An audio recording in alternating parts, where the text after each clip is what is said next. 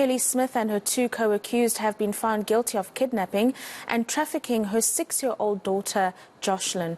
So what sentences can we expect, and what about the ongoing search for Joshlin? Criminal law expert William Booth joins us this afternoon to answer that question and more. A very good afternoon to you, William. Obviously, this is a very emotional set of events for many, particularly those of the Saldanha Bay community, and they're calling for life sentences on both counts and, and different sentences. But what does the law prescribe when it comes to a conviction of human trafficking and that of kidnapping? Yes, I think this case has actually grasped not only the Saldanha area and the Western Cape, but certainly the whole of South Africa. And the tragedy is that Joshlin has not yet been found.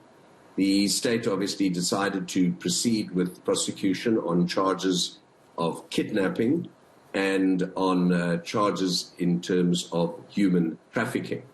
Those were the only charges that they could at the time proceed on. They've all three, that is the mother, boyfriend, and one other, have been found guilty yesterday on charges of kidnapping and charges of human trafficking. Now, with regard to the sentence that will be imposed in the future, one must just stress the fact that kidnapping is a common law offence.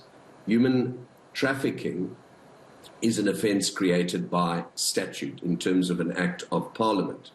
So in terms of the kidnapping offence, obviously the court must look at the seriousness of the crime and look at what kind of sentences it can impose and the feelings of the community. But also it must look at an accused, must look at all the circumstances of an accused, balance all of that and impose a fair and just sentence. It's a very difficult task of any presiding officer to do that.